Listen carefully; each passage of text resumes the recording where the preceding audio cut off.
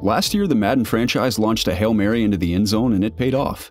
With the addition of a story-driven single-player mode and a new engine, Madden NFL 18 felt fresh. It was a meaningful leap, and we hadn't been able to say that in years.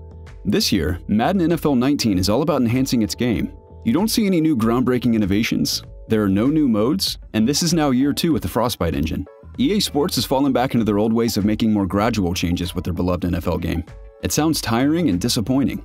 I get it. But fear not, Gridiron fans, as Madden NFL 19 is just as satisfying as ever. The if it ain't broke, don't fix it approach is really okay by me. The core gameplay experience remains firmly in place. It looks, feels, and plays like a traditional Madden game. Granted, there are some new wrinkles added to the mix, but make no doubt about it, EA Sports continued the tradition of making incremental enhancements to their game.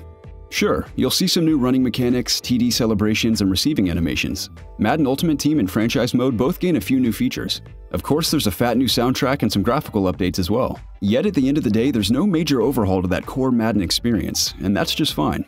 The big change this year is the real player motion mechanic. Just like that silly meme going around, EA Sports is slapping the hood of the Madden wagon and telling us how this bad boy improves the running game. Well, even after hours and hours of gameplay, I'm still not convinced it truly enhances the running game. I'll admit I'm a little biased. For me, the running game hit that sweet spot in Madden NFL 18, so naturally this change has been a little difficult for this old dog. I get that it's supposed to make the running game play more realistically, but my running backs don't seem to hit the holes as quick as they used to. It just feels a tad slower. That being said, I fully recognize I still need to spend more time mastering some of those new one-cut mechanics and keep my stubby finger off that sprint button. That part is key, actually. Regardless, I love how the backs don't seem to get caught up on the offensive lineman's feet anymore or get stuck behind a pile. The backs do seem to slither out of tight spots much better than they used to. On the passing game and the defensive side of the ball, we don't see too many changes this year. Passing largely feels the same as it did in Madden 18, and other than the zone defense providing slightly better coverage, the defense mechanics remain intact. We do, however, see some new receiver animations, and of course the new TD celebrations are equally ridiculous and amazing. You know that feeling when you do that orange crush dance in Fortnite after you kill someone? You get that same feeling when pulling off a goofy TD dance, and that's wonderful.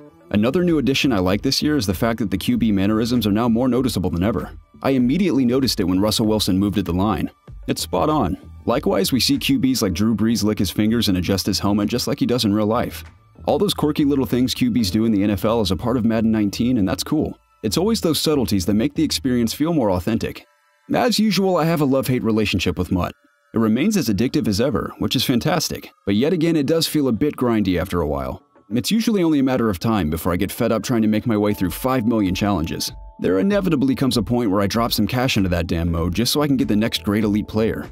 One thing I do love this year is the fact that MUT contracts are gone. Having to spend virtual coins to keep your players in the team was always an annoyance, so it's nice to see them removed. Also this year you can upgrade some players.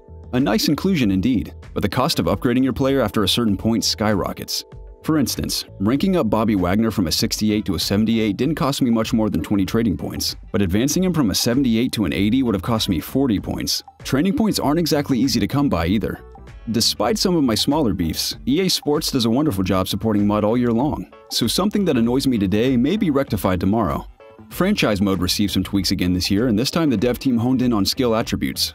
No longer can you simply boost a player's speed or his run blocking rating. Instead, you need to make sure you have the right players for your scheme. So when you play and progress, you'll only be able to upgrade skill archetypes, not individual skills. I am a bit mixed on this change as I tend to focus on specific skills to upgrade. This being said, the changes do make sense and XP boosting does seem more balanced this time around. Last year, for the first time in its 30-year existence, Madden included a single-player mode, and it's back again this year. Longshot 2 Homecoming continues the story of Devin Wade and Colt Cruz and takes place 1 year after Devin was drafted in the NFL. As you can imagine, things didn't go as planned. It was a rough year for Devin and Colt as they were both cut from their respective NFL teams. Devin, however, has recently signed to the Cowboys and has a second chance at making his NFL dream come true. He just has to fight to make a practice squad. Meanwhile, Colt is still waiting for that phone call. While cheesy as ever, Homecoming does a nice job at developing the characters we were introduced to last year. While some of the shine of the single player is worn off, I do see some improvements. First of all, there's more gameplay. While I love the cinematic cutscenes, I want to spend more time playing than I do watching. Secondly, some of those goofy minigames where you guide a football into the hands of a receiver are gone. Instead, you spend more time playing traditional Madden-style gameplay either on a practice field, playing an NFL game, or replaying some of Colton Devon's memorable high school games. While Longshot 2 isn't the most polished single-player experience and it has many faults, it remains a brilliant inclusion and I hope it remains a mainstay for the series. Once again, I found myself fully engaged and wanted to see where the story would take me. Overall, Madden NFL 19 certainly hits all the right notes. It builds and improves on the groundwork that was established when Madden 18 made some bold changes last year.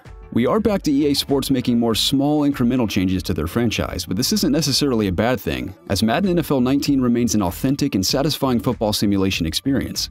Is it virtual gridiron perfection? Far from it, but Madden NFL 19 is a robust experience that has something for anyone who's a fan of the game. If you're playing Madden 19, let us know your thoughts in the comments below. As always, if you enjoyed the video, be sure to give it a thumbs up. Subscribe to COGconnected for all things gaming. And for news, reviews, features, and more, visit us online at COGconnected.com.